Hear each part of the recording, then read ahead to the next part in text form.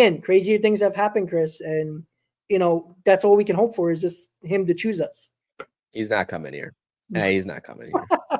He's not coming here. Listen, I would love it, but he's not coming here. So that's what I had to say yesterday about the Roki Sasaki discussion on our Mets Hot Stove live stream. And now we have a new report coming out from the Roki Sasaki sweepstakes. And Mets fans, it's not really the best of news. Let's get into it.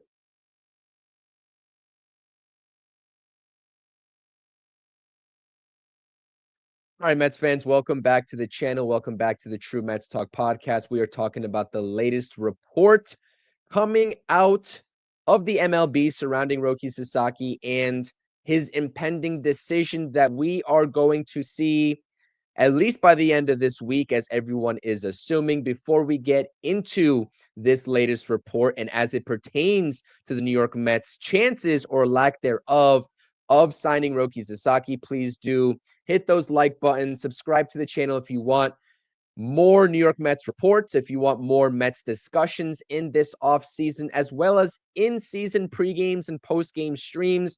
This is the place to be. And let me know your thoughts and opinions down below in the comments section. Now, this report is coming from Mike Mayer in a recent article over on X. But if you read into the article that was written, this report is coming from Baseball America's Ben Badler as it relates to the top 4 destinations for Roki Sasaki, in which the New York Mets are not included within that list. The top 4 teams right now for Roki Sasaki, according to Ben Badler, are the Yankees, the Dodgers, the Padres, and the Texas Rangers. Although in the same report from Ben Badler states that the Mets check all of Roki Sasaki's boxes in terms of what he would potentially be looking for, they are not considered a top 4 team in these sweepstakes right now. Now, this isn't really a shock to me, and it shouldn't be a shock to the collective Mets fan base. It always seemed as if the Mets had an outside chance looking in at potentially signing Roki Sasaki, especially when looking at some of the other destinations that he has to choose from, particularly being out on the West Coast. Now, I am a little bit shocked that the Texas Rangers are considered a top 4 team in these sweepstakes. And I'm also a little bit shocked that the Yankees are as well. But again, ultimately, when we talk about these top 4 teams, even though the Mets aren't considered in that list, I still think it's going to come down to the Padres and the Dodgers. Now, we know recently the Padres and their ownership group is having a major legal battle going on, which could have direct effect on their chances at signing Sasaki. And maybe, just the fact that that's happening dissuades Sasaki from going to San Diego. But I always hold true, and as I said on our Mets Hot Stove Live yesterday, it always seemed like he was destined to be a Dodger. And that was the likeliest of outcomes to happen in Roki Sasaki's decision. In my update a couple weeks ago on Roki Sasaki, we were talking about the Mets and their chances in signing him. We put up the rotation and the rotation outlooks for 2025 and beyond, and just the differences in the roles that Sasaki would play in a Dodgers rotation versus a Mets rotation. And clearly, international free agent money also comes into play here. The Mets are said to have a lot of their international free agent bonus pool tied into some other top international free agents. Clearly, Elian Pena is part of that plan as well.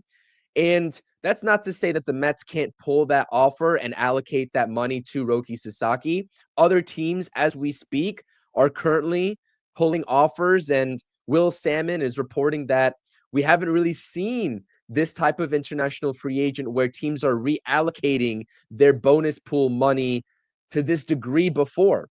But again, if the Mets catch wind that they are an unlikely destination, there's no sense in trying to continue to go down this route and potentially risk losing other top international free agents with the assumption that when Sasaki makes his decision, that they're going to be able to go back to those top free agents and say, hey, listen, here's another offer. We'd like to give you this offer now that we missed out on Sasaki. That's going to be a very bad look. So again, I really do think we've gotten to a point where the Mets have caught wind, whether it's from Sasaki's camp or elsewhere in the recent reports, that they are not really a likely destination and they are going to shift their focus elsewhere. Now, whether that is to another pitcher, Jack Flaherty was within our discussions. Maybe they pull a trade, an unlikely trade, that the trade market has kind of gone quiet on the Mets front for a starting pitcher. Or maybe they don't make any other additions to the rotation at all and see how the first half of the season plays out. There has been some speculation around the league that after the Sean Manaea re-signing, they are going to rely on Kodai Singh and Sean Manaea at the top. And they're going to rely on Peterson having a bounce back performance. Not a bounce back performance, but another strong performance to what he put up last season when he came back from that hip injury, where he pitched to the tune of a 2.92 ERA. And also the resurgence of Frankie Montas. Maybe the Mets just play it out in the first half and see how it goes and try to add pitching at the deadline. Now, you all know my thoughts and opinions on that. I think that's very risky, especially after signing Juan Soto. What's the thought process if you're trying to compete with the Dodgers? But again, as we've mentioned time and time again, the New York Mets hold their cards close. They stay low key until they don't. So maybe there's a trade brewing on the horizon that we don't even know about. As it pertains to the top four teams that I just mentioned, the Dodgers actually have the least international free agent money to offer. The Rangers, Padres, and the Yankees all have more bonus pool money to offer him. But I'm curious if that actually plays a role in Sasaki's decision. Not that it has anything to do with the New York Mets. Their money that they have allocated is their money.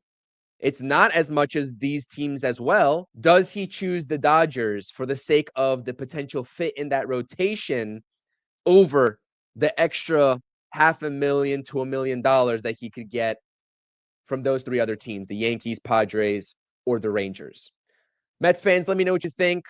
Again, the sentiment of this video and giving you the latest report is that it's time to move on. I didn't have my hopes up in the Sasaki sweepstakes for New York Mets. I know a lot of Mets fans did.